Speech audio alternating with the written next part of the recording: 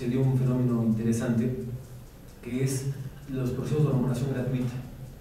Entonces tenías que la persona transgénero, que a veces tiene un poquito de hormonas para quitarte vellosidad, les digo, la intervención puede ser mínima, sobre todo la persona transexual, por ejemplo, que quiera, en el caso de hombre a mujer, pechos lo más grandes que se puedan, por lo general caderas, chaparreras, todo este ideal, que es más un ideal del hombre de lo que debe ser la mujer, ¿no?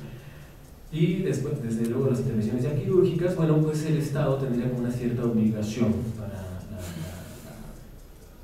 la modificación corporal. Entonces, este eje destacaba, que es la idea del biopoder o la construcción de las corporalidades. Incluso la demanda de ser intervenida, cosa que no ocurre en Buenos Aires. En el caso de Ciudad de México existe una demanda, una solicitud, casi un imperativo a los sistemas del gobierno para intervenir en la construcción corporal. Es decir, en vez de ver la biopolítica acá como un instrumento, no será como una especie de pensar en cobayas humanas, sino una dinámica de relación de poder, con todos los asegúnes que conlleva esta dinámica. Y un poco rastreando las historias, les digo, la voy a recargar un poco más la transexualidad que el transgenerismo, pero el término nace en el 49, la idea de transexualidad, y un poquito también a la limón con transgénero, y proviene de este texto, Psicopatía Transexualis, de Caldwell, que desde el origen ya está ligando la transexualidad con los padecimientos mentales o una posible patología o un posible trastorno mental.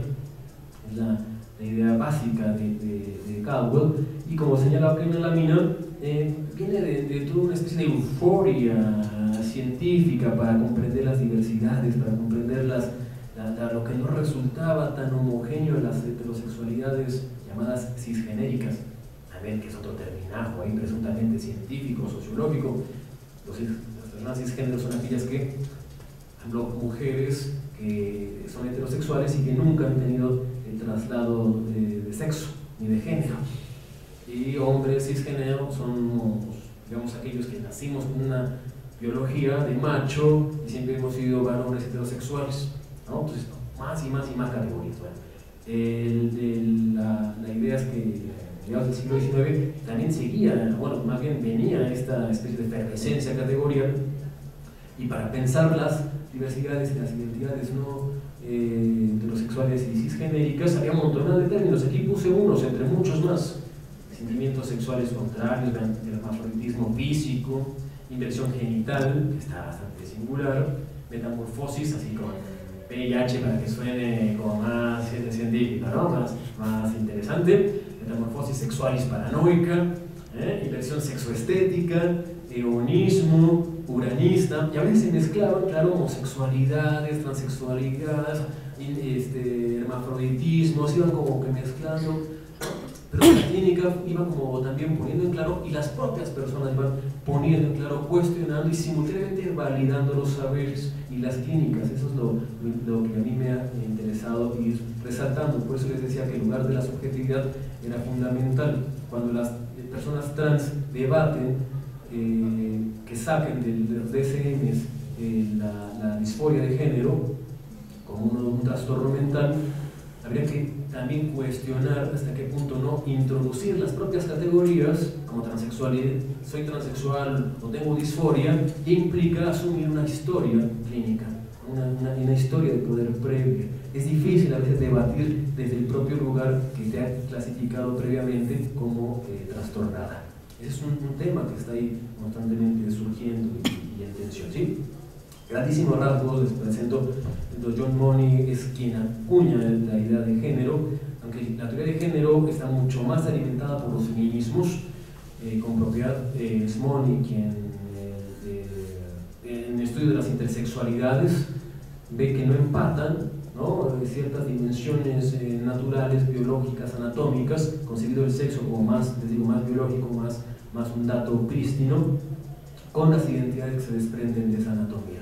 Y piensa, bueno, tomo prestado el concepto de género como valor gramatical para ver esta diferencia entre los valores simbólicos y los valores naturales. pero lo toma a partir de estas personas que no tenían esta adecuación esperada, lo cual ya es un también prejuicio previo, y incluso atañe a una determinación previa, que es suponer que hay hombres y mujeres. ¿Sí ven? Por eso decimos, es ambiguo. Bueno, ambiguo, ¿desde qué categoría es ambiguo?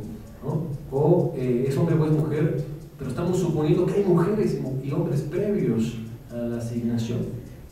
Por eso este otro debate, que es el género, ¿es el lugar para alcanzar equidades o es el lugar que produce las diferencias? Porque también es como se puede entender. O sea, la propia construcción de las sociedades sexogenéricas es un lugar previo del orden de las desigualdades y las jerarquías sociales. Es el otro tema. O sea, el género puede implicar igualdades o presupone las desigualdades, ¿sí? Y todos somos, hasta el momento, o casi todos, seres sexogenéricos. Es lo interesante.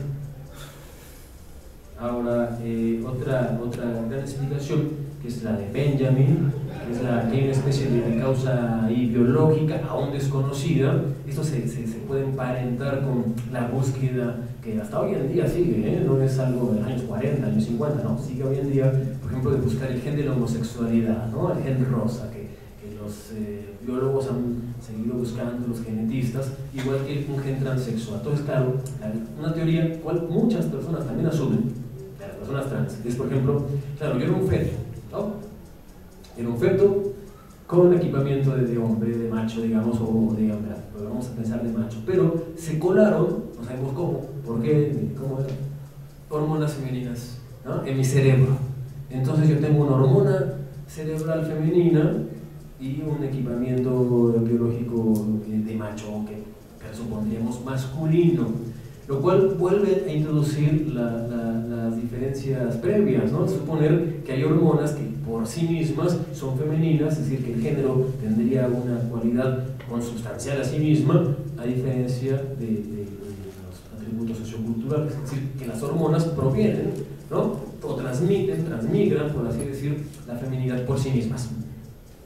A esa alusión suponen las propias transexuales, a esa ficción también se suman,